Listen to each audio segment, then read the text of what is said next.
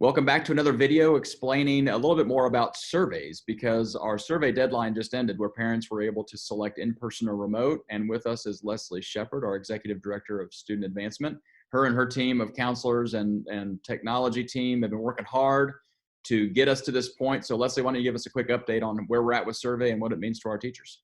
Sure, Dr. Westfall, I'd love to. So very excited that the survey has officially closed. It closed last night at midnight, and we are very proud to announce this morning that we had 31,492 parents respond to our survey, which is 88% of our student population in our community. And that work would not have happened without a tremendous amount of time and effort from our various campuses, our campus staff that helped with this, our campus counselors, our campus administrative teams, the communications team, the technology team. It's just amazing how everyone pulled together to pull this off. So we're very proud of that 88% survey response. Yeah. What that means at this time is that our survey breaks down this morning at 63% in-person instructional choice and 37% instructional choice for remote. So very glad that we are able to take the voice of the community now and move forward with the next steps. So let's just talk real quick about that percentage, because obviously we didn't get 100% of the people. So right. Those who didn't respond, we're just automatically assuming they're going to be in person. Is that right? That's correct. Yes. That's how we get to the 63-37. Yes. Great. So now we have the numbers and we know how many kids are choosing remote and choosing in person. What are the next steps then in terms of our staffing? How is that going to work? Sure. That's where the work really begins, because right. Now we have to determine from their choices what number of staff it will take to fully make all of those choices operational. So we have to look at our remote students, figure out what those needs are in our staffing.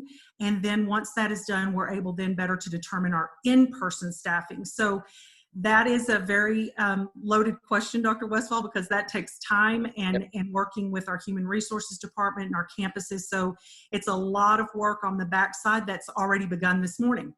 So in fairness, it's not like today is the first day we're even looking at any of those numbers, because I know you, HR, area soups, principals have been looking at these numbers as we've gone on to really kind of start framing out how many people do we think we're going to need on both sides of this staffing equation. So this is just the first time we can actually start making final decisions, not the first time we're actually looking at the data.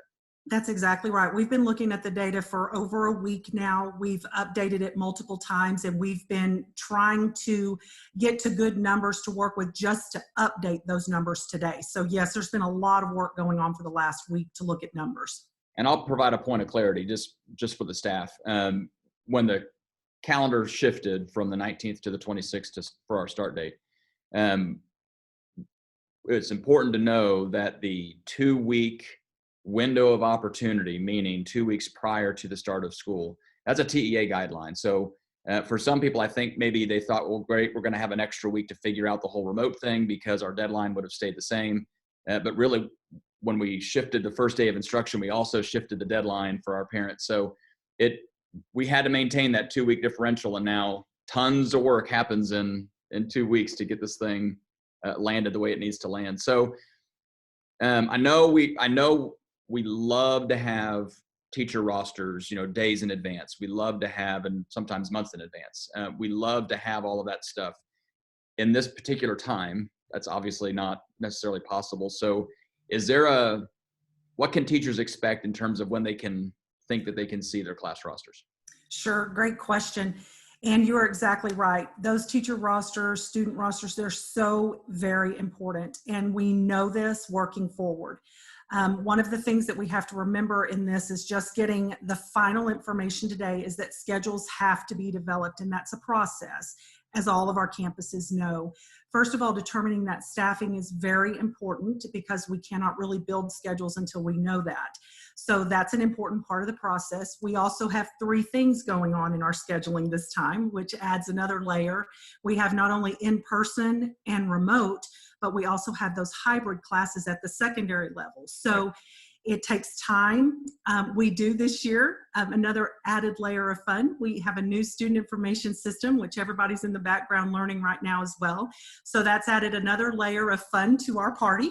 But we are doing very well with that. Our counselors have been phenomenal at learning what they need to know to be able to build these schedules in the background. So the question's a great question. I would love to be able to tell you that we could produce teacher rosters in 24 hours, but the reality of that is that's just not going to happen this year due to all of the different circumstances we're having to work with these instructional choices and making the right schedules for students. So in fairness, let's just go ahead and set the expectation. There's a really good chance they'll see their teacher rosters at best the day before kids come in.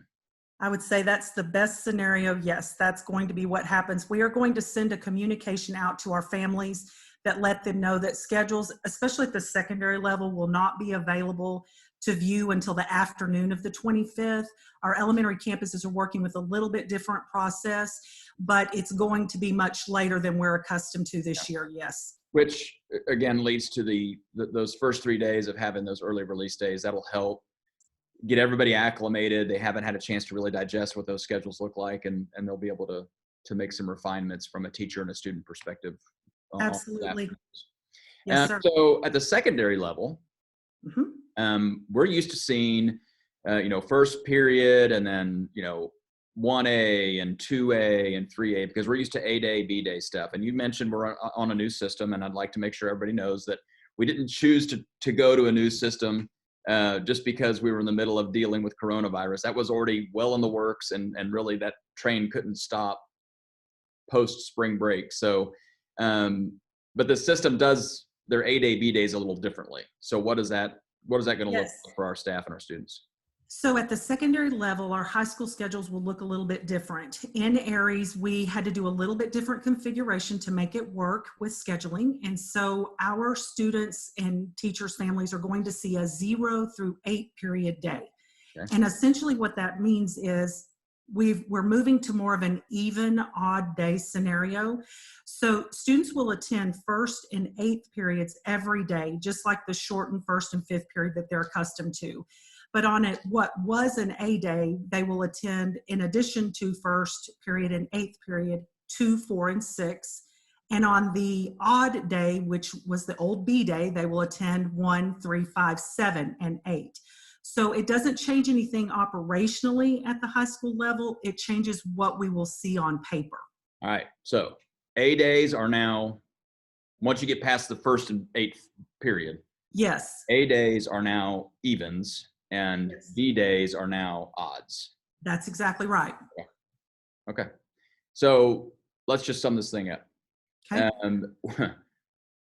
Flexibility is going to be key in all of this, right? I mean, even though we think we're going to have it all done and ready to go on that day before, or maybe even a couple days before if we get lucky on this, that doesn't mean there's not going to be changes. We're going to have to make some adjustments given this whole back and forth between remote and in person. So is that going to be your, word of the year, being flexible or flexibility?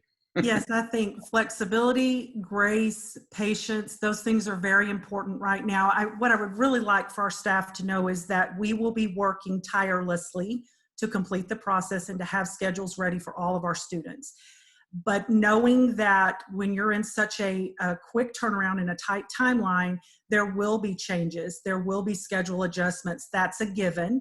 And so we just ask everybody to realize that we are going to work hard to make sure every student has a class, every single period has a section of something that they're doing all throughout the day, and that we will be working very hard to clean those up as we see changes that are necessary and things that need to be done. But that probably is a process that will very much begin after school starts. Yes, ma'am. Well, I appreciate all your hard work, appreciate your team's hard work, and we're delaying you right now by you not being able to work on it. So have a great day, have a great rest of the week, and we'll see you on the next video. Take care. Thank you, sir. You too.